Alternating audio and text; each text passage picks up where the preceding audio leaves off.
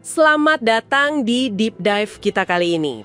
Anda sudah berbagi sebuah ringkasan renungan pagi yang fokusnya menarik banget ya pada satu ayat kunci, Yohanes 14 ayat 15. Nah, misi kita sekarang ini kita mau coba bongkar lebih dalam lagi hubungan erat antara mengasihi Kristus dan menuruti perintahnya seperti yang dibahas di sumber Anda itu. Oke, mari kita langsung aja ya. Hal pertama nih yang langsung kelihatan menonjol dari ringkasan Anda itu adalah gimana Yesus secara eksplisit menghubungkan keduanya. Sumber Anda kan menggarisbawahi kutipan ini. Jikalau kamu mengasihi aku, kamu akan menuruti segala perintahku. Ini kayaknya bukan sekedar anjuran ya, tapi lebih ke pernyataan mendasar gitu tentang ekspresi kasih, bukan?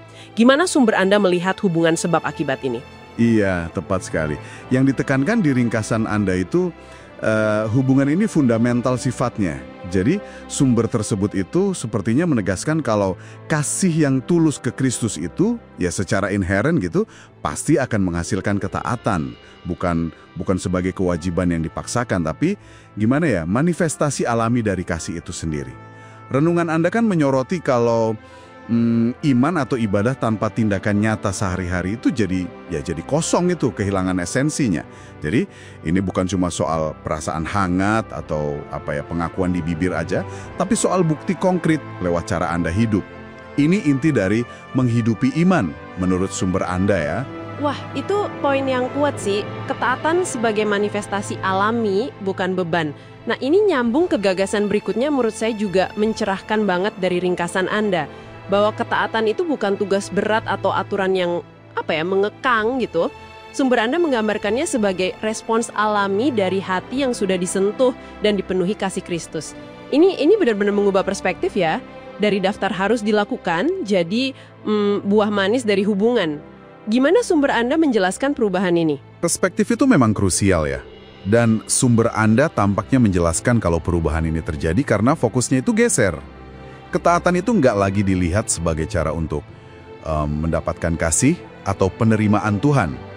Malah sebaliknya, jadi cara untuk menanggapi kasih yang sudah kita terima. Ringkasan Anda secara eksplisit menyebut ini respons terhadap kasih Kristus yang besar ke kita. Jadi akarnya itu rasa syukur dan cinta yang meluap gitu loh. Bukan rasa takut atau kewajiban.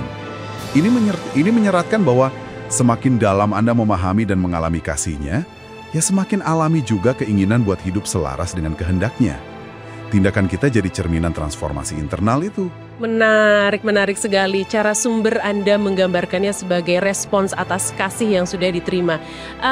Selain hubungan inti antara kasih dan ketaatan ini, apa ringkasan Anda ada menyinggung aspek lain? Mungkin contoh-contoh spesifik ketaatan itu kayak gimana prakteknya? Atau mungkin tantangan-tantangan yang dihadapi pas mencoba taat gitu ada dibahas? Hanya aja sih. Jadi hubungan kausal antara kasih dan ketaatan sebagai respon itu. Nggak secara eksplisit merinci contoh atau tantangan spesifik, tapi ya penekanannya pada respons alami itu sendiri kan udah menyiratkan sebuah dinamika ya. Mungkin nggak dibahas mendalam, tapi ini bisa aja memunculkan pertanyaan. Gimana kalau respons itu nggak terasa alami? Nah, sumber Anda kan nggak mengelaborasi ini, tapi fokusnya pada ketaatan sebagai buah kasih itu, kayaknya menunjukkan solusinya mungkin ada di memperdalam hubungan kasih itu sendiri. Bukan sekedar ya maksa diri buat taat. Itu observasi yang menarik. Jadi meskipun fokusnya ke prinsip utama, implikasinya bisa luas ya. Oke, kalau gitu apa ya intisari utama yang bisa kita ambil dari pendalaman sumber ini? Ringkasan ini rasanya jadi kayak panggilan yang jelas banget, bukan? Betul sekali. Intinya itu sebuah ajakan untuk bertindak secara otentik. Sumber Anda itu memanggil Anda untuk menunjukkan kasih pada Tuhan, nggak cuma lewat perasaan, kata-kata, atau ritual ibadah aja, tapi secara nyata, konkret, melalui keselarasan hidup Anda dengan firman-Nya. Dan ada unsur waktu di situ ya, ajakan ini berlaku hari ini juga, menekankan relevansi praktisnya saat ini. Itu. Iya ya, pengerekanan pada hari ini juga itu penting, bukan konsep buat nanti-nanti, tapi untuk dihidupi sekarang. Ini tentu aja langsung mengarahkan ke refleksi pribadi yang penting buat Anda ya, mengingat panggilan untuk ketaatan konkret ini.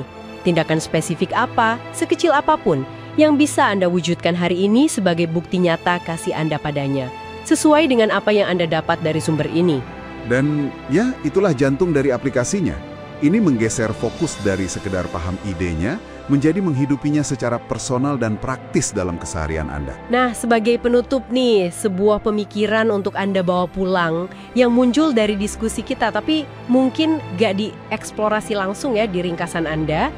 Kalau ketaatan sejati itu adalah respons alami dari hati yang penuh kasih, terus gimana kita memahami saat-saat yang pasti ada kan ya? Ketika ketaatan itu terasa sulit banget, mungkin bertentangan dengan keinginan kita, atau bahkan ya terasa menyakitkan.